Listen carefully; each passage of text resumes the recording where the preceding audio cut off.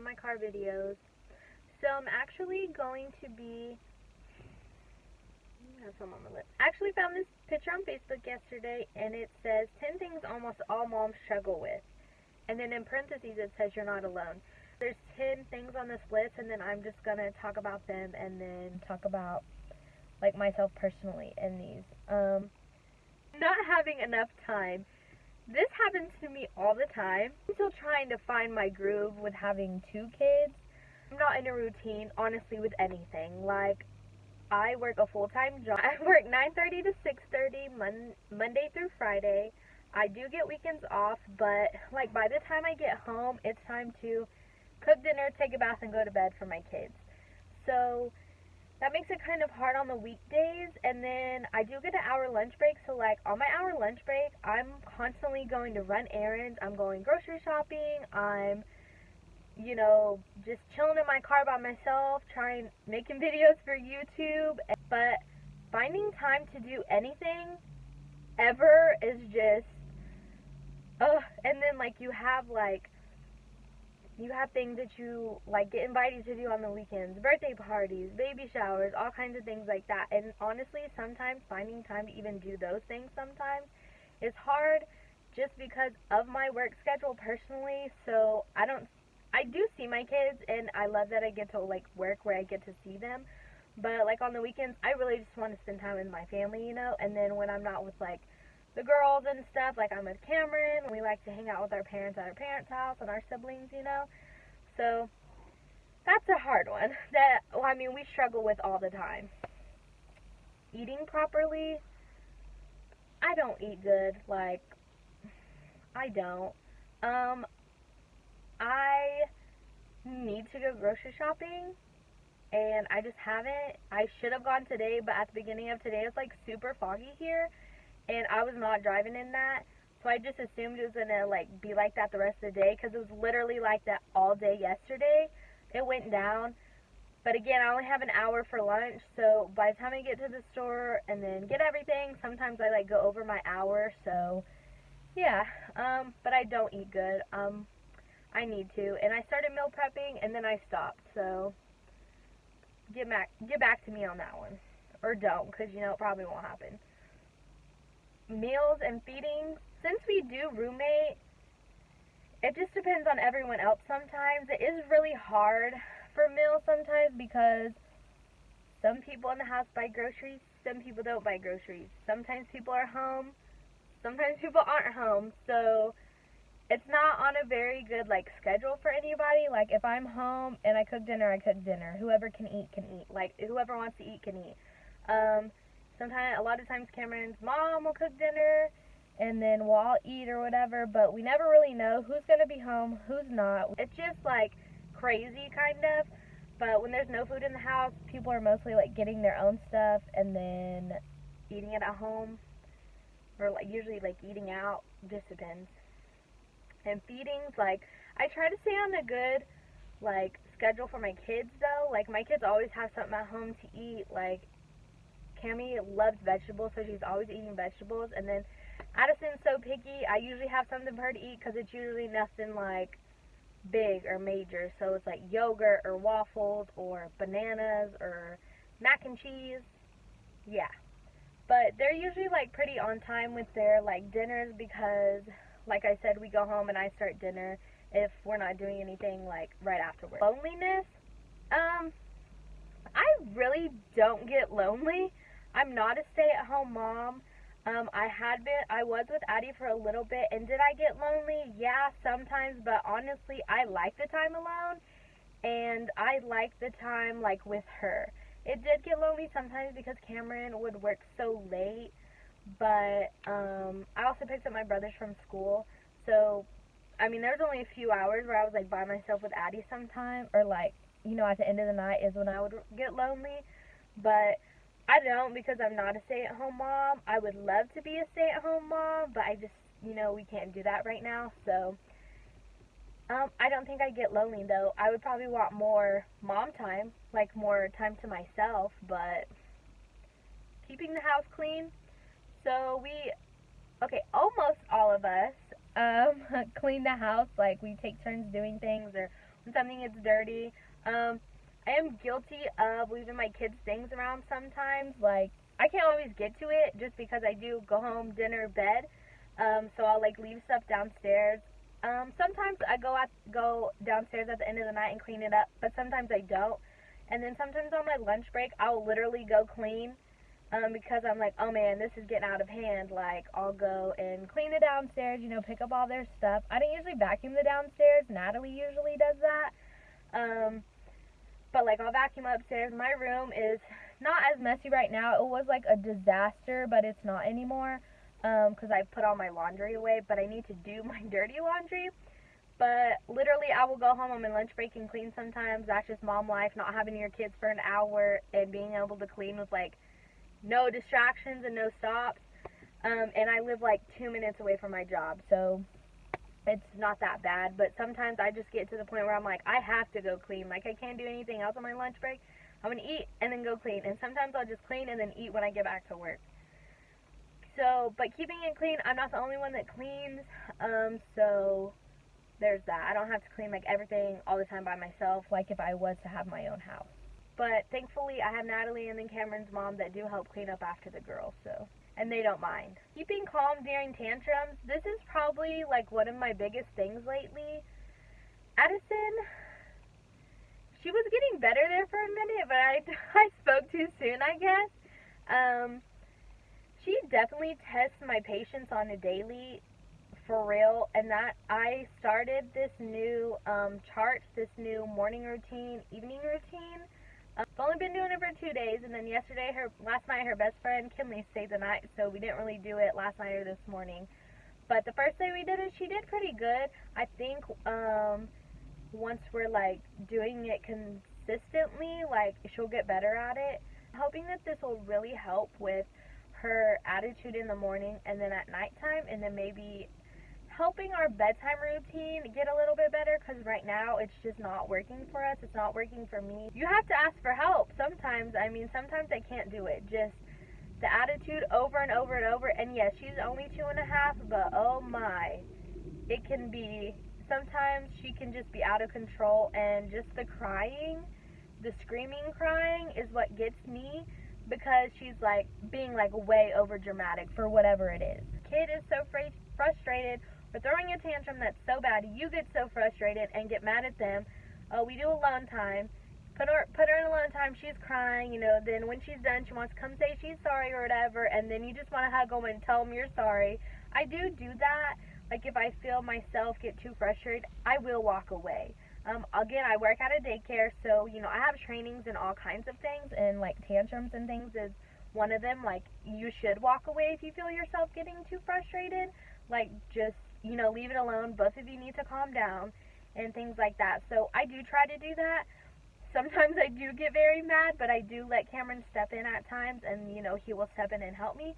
But there is times when you're just like, after, I do feel like I should say sorry to her for maybe if I blew up a little too much or I handled this situation wrong. I will say sorry to her, like, oh, sorry, Mommy got so mad at you. Or sometimes they just need a hug. So a lot of times I do try, like, do you need a hug? Do you want to give Mommy a hug? I do try that a lot, because working with kids for so long, sometimes, honestly, they just need some attention. So that kind of goes along with, like, the mom guilt, I guess. I do get guilty sometimes having to, like, punish her. That is one, mom guilt. There's mom guilt in everything you do. A lot of things that you do, you just probably will never get over that. You'll always have mom guilt about something. I do it a lot. I probably do it every day. Finding time for a mom break. Once my kids go to bed, is kind of my mom break. Although a lot of times they do stay up late, so I'm like super tired. I don't want to do things sometimes, so I just like watch videos. Like I said, watch videos, take a bath. My mom break is probably the bath. Like, I literally just like to sit in the hot bathtub and watch videos, and that is like my mom break for the day. With us having such a big family, we have lots of people that would take our children. As of right now, Camille doesn't spend the night anywhere, but Addison, she has lots of places she can go. So, like, if one person can't watch her and, like, we want to go do something, or, like, I need a break, pretty much anyone in our family is willing to watch them. If I wanted a mom break or I really, really needed one, like literally anyone would take them. So getting a break for me isn't really that hard. And then I have Cameron, and Cameron will, like, I'll leave them at the house if I want to go do something, or I'll leave one of them at the house and take one of them. I don't like taking both of them to the store by myself because Addison's usually out of control. Loving your postpartum body. Had Addison, I lost so much weight that once I had her, I kind of kept the weight off for a little bit, but then I gained a lot of weight after. And then with Camille, I didn't lose as much, but right now, I wouldn't say I love my body, but I don't absolutely hate my body. I have days where I'm like, okay, you know, if I wanted to do something about it, I guess I would. I would like to lose weight. I would love to work on my postpartum body, but I just feel like I don't have time. I really don't have time. I would like to, like, go on walks before, after work. When I get home, before work, I could probably do, but this would make me have to get up, like, super duper early. I don't handle diets very well. I just don't. I'm going to say this, but hopefully, honestly, I was going to start something, like a diet or something, but I'm going to wait till after the holidays because I already know myself, and I know that I'm just not going to stick with it through, like, Thanksgiving and Christmas. I'm just not. So, hopefully in January, we'll say that, but we'll see if it actually happens. I start working more on my body and myself and, like, my self-esteem. We'll see. Again, the having time, making time for these kinds of things, but it happens. Maintaining friendships. This is a really big thing. I haven't always had, like, a huge amount of friends or anything, and a lot of Cameron's friends are my friends. I mean, even Cameron doesn't have a lot of people that he, like, goes and hangs out with. He has, like, a few that he, like, has, friends that he hangs out with, and it's really just, like, one or two. And he doesn't do that much either. Like, he has his own thing, and I consider softball his thing, because he goes and does that, and, you know, that's kind of his getaway. I come to work. I mean, that's kind of my thing. I get girl time here. Like, I have friends at work.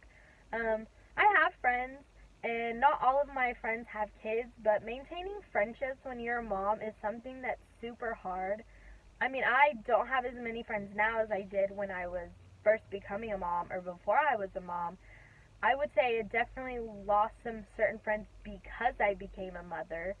I did become a mom at 21. I was 21 when I had Addison, so, like, on my 21st birthday, I couldn't do what normal people did at 21 because I was pregnant. In my opinion, I lost those people for a reason. If you weren't willing to stick by me while I had a child and couldn't, like, I was pretty much done partying by that time. Like, I did a lot in, like, not in high school, not really in high school, but, like, my senior year, and then till I was 21, I guess, or, like, about 20, I did a lot of partying, things like that, so I feel like I kind of got it out of the way. Like, yeah, sometimes now I want to, like, go out with my girlfriends and, you know, have a few drinks or something, but I don't want to get, like, wasted every single weekend, you know, that's just not me. But I had friends that were like that, like, even when I became a mother, like, oh, let's go do this, and I'm just like, I'm just not, I don't do that anymore, I don't want to do that anymore, that's just not what I want to do. But other than that, like, you make new mom friends. I don't have, like, a lot of mom friends, and when you become a mom, other things become more important to you, like, taking your kids to the park, taking your kids to Chuck E. Cheese, like, that's just not what everyone wants to do with you. You have people that stick by you when, like, you want to go do those things. These people will, like, go with you to go do those things with your kids. These people are the people that love your kids like they're their own. Like, they're best friends with you, but your kids are like their kids. I do have a few friends like that, and I have some really good coworkers right now that are like that to my kids, that love my kids, a lot, and that I see that on a daily basis. Certain things things become important and then unimportant. And honestly, losing friends when you become a mother is like the least of your worries. Like honestly, you could care less about losing people. Like, you just want people close to you that are going to love your kids as much as you love your kids. And that want to do things that you want to do with having your kids with you, not those people that want you to get rid of your children to do things. And I had people in my life like that. I didn't want that. Every mom goes through something different. Every mom goes through things like this.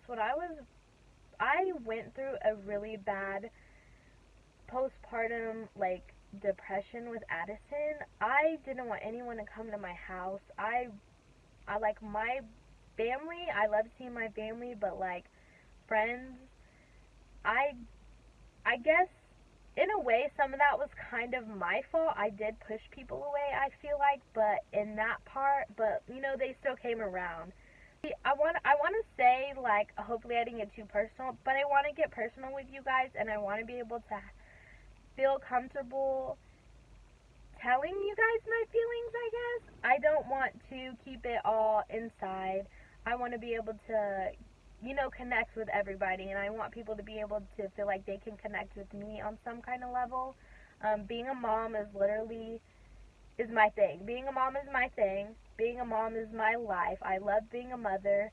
I think you guys already know that, but so, I mean, all moms go through things. Your kids are important, and but your life is important too. And for you to be happy, and for you to be, you know, the best mom you can be, you do have to make time for yourself, and you do have to do things for you, like go out, get your nails done, go get your makeup done, go get your hair done. And if that makes you feel better about yourself and makes you happy, then you should do those things, because you always want to be on, like, you want to be on your top game for your kids. Because if you aren't, you know, happy with yourself and things, your kids can feel that. And you want your kids to feel like, you know, you want your kids to feel and know that mommy's happy, because that's going to make them happy in the end. And what matters the most in the end is, to me, is my children. So I'm really glad that I got to talk to you guys about all this stuff. And I would love to hear about anybody's personal experience with these things, so don't be afraid to comment below. Don't forget to give this video a thumbs up, subscribe, and then go follow me on Facebook at Secret Life of Sid. If you want to follow me on Snapchat and then Instagram. I'm not a good Instagrammer, but I'm trying. If you guys like this vlog, and I'll see you guys next time. Bye.